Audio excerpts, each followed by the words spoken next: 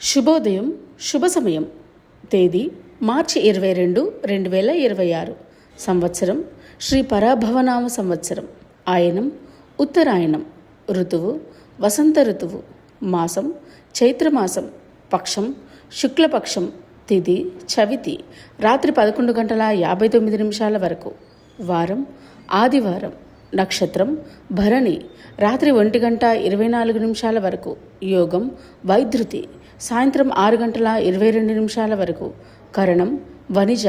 మధ్యాహ్నం 1:12 వరకు. వర్జ్యం రాత్రి 11:52 నుండి 1:23 వరకు. దుర్ముహూర్తం సాయంత్రం 4:24 నుండి 5:12 వరకు. అమృతకాలం రాత్రి 9:01 నుండి 10:32 వరకు.